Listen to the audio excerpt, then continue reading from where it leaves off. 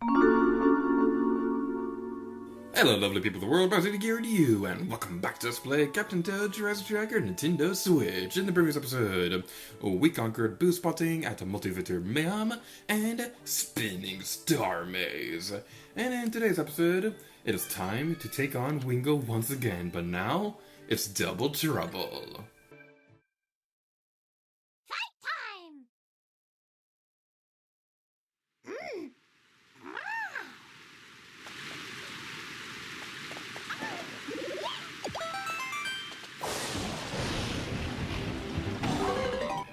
No super gems? It's just payback time. And now, there's two of them. The secret objective, don't attack the fake Wingo. I can tell which one is the real one. First of all, they'll have a real power star on their necklace. The fake one has a clear star thingy, and the real one has a golden one. And also, if you happen to attack the fake one, they will disappear rather than doing the damage animation. Damaging the fake Wingo will not contribute anything to the boss fight outside of just making it take longer. This is definitely a battle meant for multiplayer, and we may or may not replay through this one again once we actually do a multiplayer episode in this game. We're not going to be doing it right now, obviously, because I'm just here by myself, but let's pick up the turnip once again. And I really do like this idea. I do wish that they had more things like this, where you got to... Actually, now that I think about it, Wingo was the only boss fighting Captain Toad Jurassic Tracker, so what am I thinking?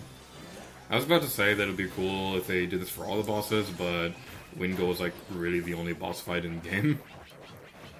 It's pretty easy. I kind of wish it was a little bit more difficult, but it's still a really cool concept, because it's basically like as if Wingo had a double cherry power-up themselves. And now that Wingo has been destroyed,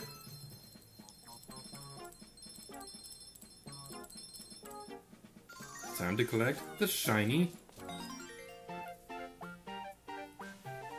and wrap up another book.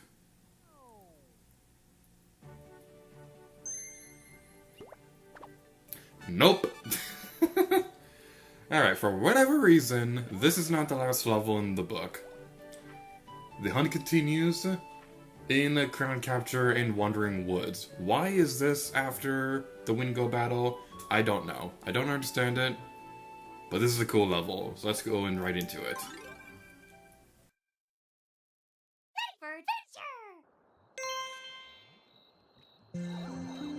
This is the last of the Crown Capture levels in the game, and the secret objective this time around is to not take any damage. I gotta say, I'm really glad I have a better capture card now, because this area is just so pretty and my old capture card didn't do it justice.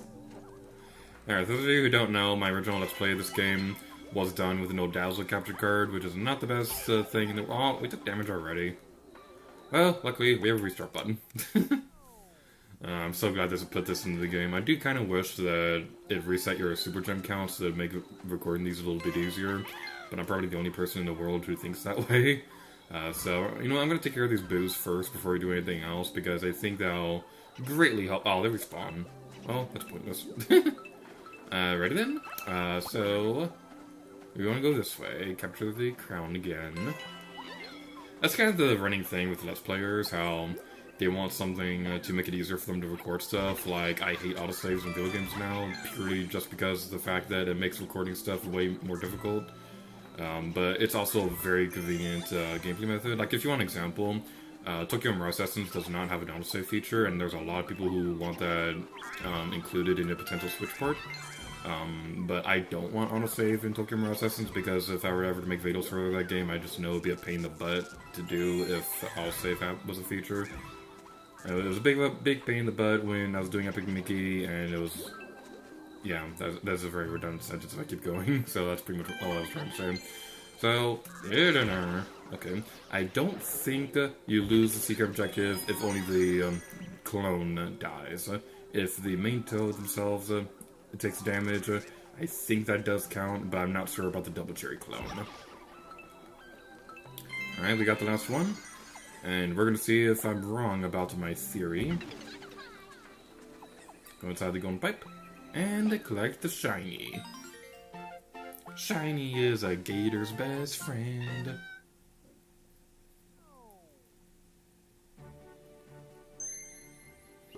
Please count, please count, please count, please count, please count, please count, please count, please count, please count. It doesn't count if the double cherry clone takes damage. Yeah. Alright, let's try that again. Going through this level again, the best advice I can recommend is the double cherry power-up is going to be your best friend forever, because the fact that using the double cherry to instantaneously take out the ghost, it's going to be very helpful on your adventure. Another thing that I can recommend if you're having trouble with any of the crown captures in general, not just with this one, but with just this type of level in general, if you're having trouble with the getting the super gems and the crown captures at the same time, I recommend you go one round with just collecting super gems and making that your only focus, while going another round and collecting only the crowns. As you can also see from that, the ghosts will disappear when the crown capture timer runs out. So if you got stuck in a corner like I did right there, that's also pretty good advice if you need it. And hopefully we were able to get through there without taking any damage. And let's go to the shiny golden pipe of awesomeness and collect the super shiny transparent crown of awesomeness.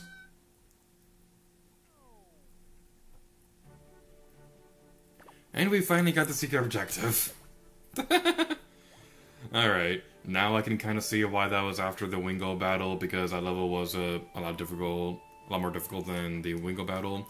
That was very... But oh, we gotta do the Dragodons, the Gold Rush again. Okay, so at this point in time, I am still by myself, but I'm actually going to be activating two-player partner mode. And you can see on screen that my Joy-Cons are mismatched, because that's super handy-dandy. Fun fact, this wasn't always the case. A long time ago when the Switch was first released, both Joy-Cons had a match in color, but they don't anymore, so that's pretty neat. And now we can see both Toad and Toadette on top of the Dragodon. This is just so precious. This is so adorable. Oh, I just love this so much. The fire-breathing controls are mapped to both of the players, so you're gonna need to kind of work together to take out as many bad guys as you need. Although the strategy isn't exactly complicated in this area, all you really need to do is just move up and down and occasionally breathe fire. But this is still so cool. Also, really like the detail that the aiming reticle on the it's just so cute. Oh, I love that so much. Yay! 314! It's just like pie! I'm getting very easily distracted. I was trying to say that I really like how the aiming reticle for the second player is a diamond rather than a circle, so that's pretty neat. So, that's going to be it for this episode of Captain Toad Treasure Tracker Nintendo Switch. We have one more level in the special world to take care of, but that's not what we're going to be doing next time around.